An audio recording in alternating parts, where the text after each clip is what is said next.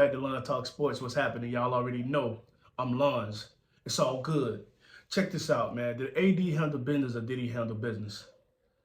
Man, I'm looking forward to seeing what we can be if we're completely healthy. I'm talking about when everybody comes back. I noticed Mo Bamba on the bench the other night. I hope he doesn't miss too many games. I think we get D'Angelo Russell back tonight versus the. I think we play. Yeah, we play the Raptors. So I don't think that's going to be an easy win. We're definitely going to have to come ready to play. It's a young, scrappy team. They're ready to go every time they hit the court. Also, seeing the fact that LeBron's missed a few games, D'Angelo Russell has missed a few games, and seeing what the team can be despite having some key players missing from the rotation. I believe that where we're headed as a team is we're starting to find our identity. You know what I'm saying? We're starting to figure out what lineups work.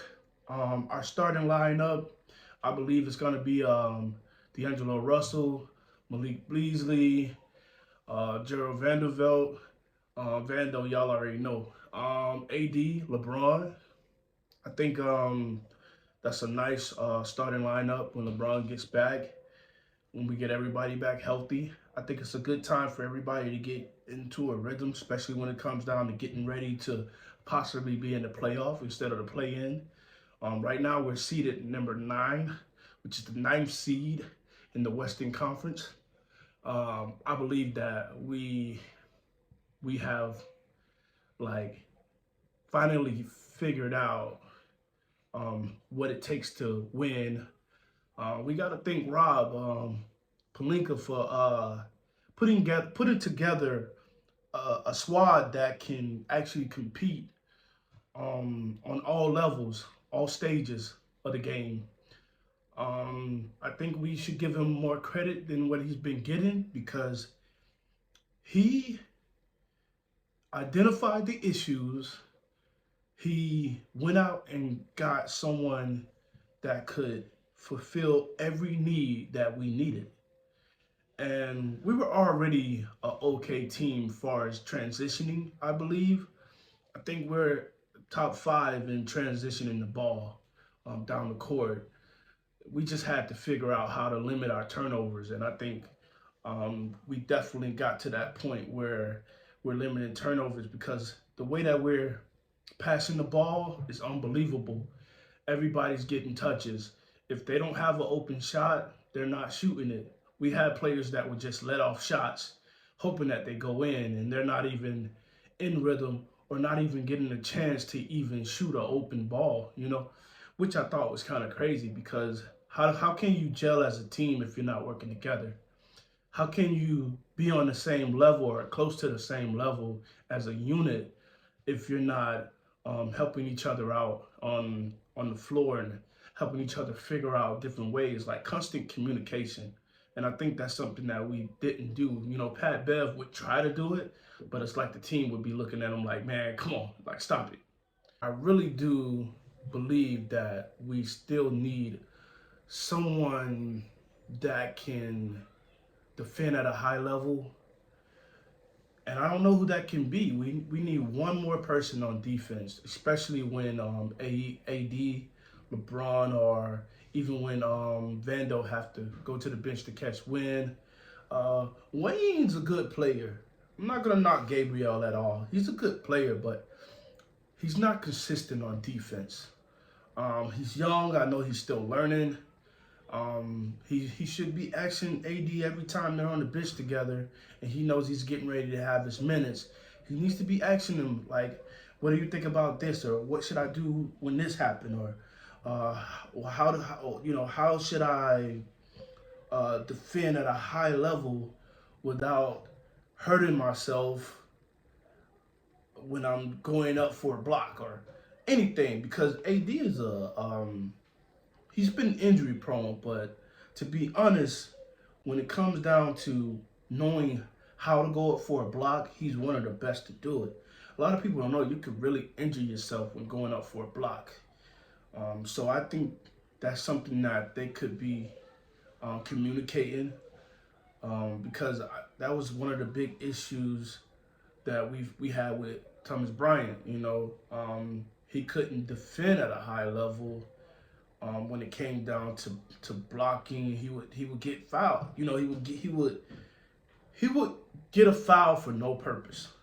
It's a lot of issues when it comes down to um, that missing piece that I feel like it really hurts us. Like the other night when we played the Grizzlies, once AD went to the bench for 9 minutes, we were able to stay in the game, but we had a lead, and I believe if we had that player that outside of Vando, and maybe we need to start putting him at the 5 when AD hits the bench, and maybe putting combination of Troy Brown, who's been playing great ball, or weighing in the 4. Just taking away from that person trying to guard the paint. You want to put your best player that can give you 100% on that in the 5 until AD comes back from taking the rest. I feel like we definitely need to figure out that. A lot of people like to blame Darvin Ham for a lot, but you got to understand his position. He's had to figure out on the fly what works and what doesn't work. And yes, a lot of coaches go through the same thing. But a lot of teams and a lot of coaches already have this identity. So you kind of already know who's going to be the starting 5, who's going to be the backup to the starting 5. He's been having to figure it out all year. We've had about 37 different lineups, probably more throughout the season. So, we've got to give him a chance to identify the 5 that's going to always start, identify the 5 that's going to come behind them, and then everybody else will just fall in a rotation whenever they're needed for a few minutes off the bench. But until he gets that, I'm going to give him a chance to show that he could be a great coach. I'm not going to judge him or go off of some mistakes that he makes. This is his first year. Not only that, he's had to deal with different lineups, players being unhealthy all year. Now when we get that starting 5, that's consistent, and we know, okay, it's going to be this starting 5, and then their backup is going to be such and such. And if he's still making those rookie mistakes, then at some point, he's going to have to identify what he's doing as a coach that's not helping the team. I believe everybody has to buy in, including him. If everybody buys in, and including him, I see us going pretty deep in the playoffs once we make it in, regardless if it's the play-in or regardless if we luck up and get the 7th or 8th seed. I'm okay with that. And I know we're definitely going to beat the Nuggets if we have to play them. I would like to play a team a little easier because we will be able to get a chance to get our stars some wind, get them winded, rested, you know what I'm saying? Stay energized. We want them very energized. We want to be able to get them to a point where they're as healthy as they can be for us to go on this much needed run, in the playoffs. I believe if LeBron and AD get everybody to buy in and we run everything through AD, the whole offense, man, just like we did in the bubble, man, we got another chip coming. That's just how I feel. When we play through AD, the rest is history, man, because it's so easy to play through AD because of his threat. His offensive threat is like no other because he can do all things. And with the player that can do all things, and then the whole offense is running through him, where he has that IQ to know, okay, if I'm going to make this move, it's going to open up this side of the court. If I make this move, it's going to open up this opportunity. Maybe get this person open for a 3, or, okay, easy cut to the bucket. That's an easy dunk or a layup. You have a player with that ability. A lot of players, they play the game, but they don't have that IQ to know how to win consistently, and I think that's an amazing thing when AD's fully healthy, when he's not injury prone. He's unstoppable. He's top five for sure. It was a point in time where we were gonna say he was top, in the league, and I'm hoping that he can get back to that. He's still young. He still has the ability. He's got to get stronger. I've seen that he's gotten a little stronger, but he's got to get a little bit stronger. A lot of the reasons why he has so many injuries is a lot of them are just random injuries out of nowhere. He's going up for a rebound, or he slips on the floor, though he cut the wrong way and someone bumps him and he falls. It's just freak accidents. I saw the other night he scared me for a moment when he went up for a rebound and he uh he bumped into Jackson and he was able to kind of gather himself on the floor the correct way, and I thought that was a good thing because I thought that he was finally doing what I expect and wanted him to do, and that's care about his health and his safety on the court. Let's dive into the Timberwolves game real quick.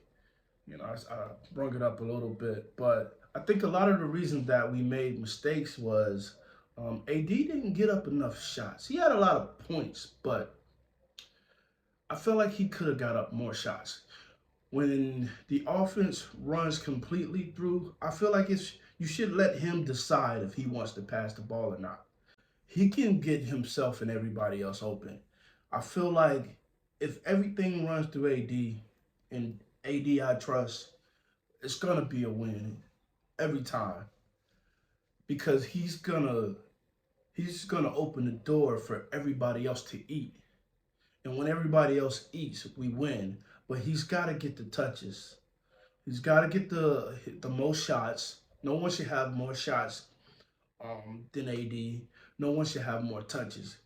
When you give him the touches that he needs to be able to finesse on the court, it opens up a world of opportunities. Not the team that it was before. But what I can tell you is when the Lakers get behind, they gotta start fighting more. We gotta be able to control the ball. Like we're giving teams win because of turnovers at the last minute. Rui's been a great addition to the team, but he's playing too many minutes to not be able to get a rhythm. So we've got to figure out because I feel like he's gonna be our anchor at some point. To get us over the hump. His ability and his size, if he could just get a little bit stronger, it's crazy because I never want to put anyone on the same level as a LeBron just because they're the same height almost. But he's like a LeBron that can shoot really well. You get what I'm saying? And it's like he holds back. And I don't want him to continue to hold back as if he's scared that he's gonna make a mistake. The only way you learn is by making mistakes sometimes. I just want him to go on the court and do his thing. When he's given the opportunity, I need him to take full advantage of it because I just feel like he's that guy. I don't feel like nobody has the amount of players with the skill set we have right now. We're complete all around, and we haven't been that complete since the bubble. And the reason I say that is because not only did Rob fulfill all our needs, he went and got guys that were good at everything we needed. We needed shooters, he went and got it. We needed better players on defense, we went and got it. We needed better energy, we went and got it. We needed better guys that support each other, motivate each other. He went and got that. Guys that could handle the ball better, that wouldn't turn over so much. He went and got that. They keep talking to each other and keep communicating, giving each other what each other needs to reach a higher level. I see us winning the chip. I don't think no team in the West want to see us if we're completely healthy and we're completely dialed in. I'm gonna touch base on the Grizzly game real quick. Jarrett Jackson, who could be defensive player of the league this year, he's been playing outstanding. He couldn't touch AD. He couldn't do nothing with him. That's the kind of bully ball I need AD to continue. We've got to start giving AD his credit and his flowers too, because he's been hurt several times and came back into these games and played outstanding.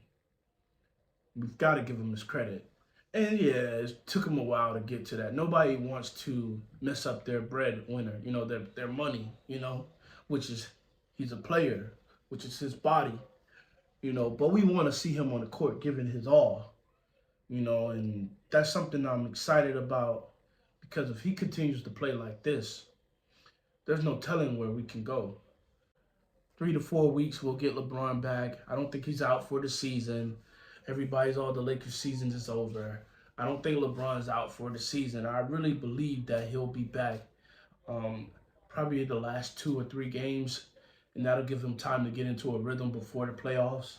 And I'm okay with that. I do believe we'll be over 500 this week. We got some tough games coming up, but I think we'll be 4-3 coming out, which is okay.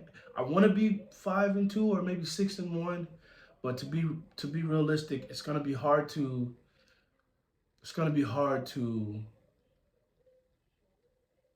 go undefeated. But if we can only lose maybe 2 or 3 games, I'll be all right in the last stretch. We should be able to beat Phoenix. Kevin Durant will be out. I don't know if Jalen Brunson's coming back when we're paying the Knicks. If he is, we should. If he's not, or if he is, we should be able to get a win on them. So I know that that's going to be a win. We got the Raptors tonight. Shouldn't be any issues getting that win.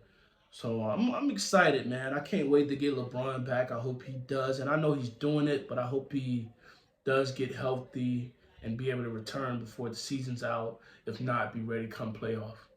With that being said, Law and Talk Sports, I'm out.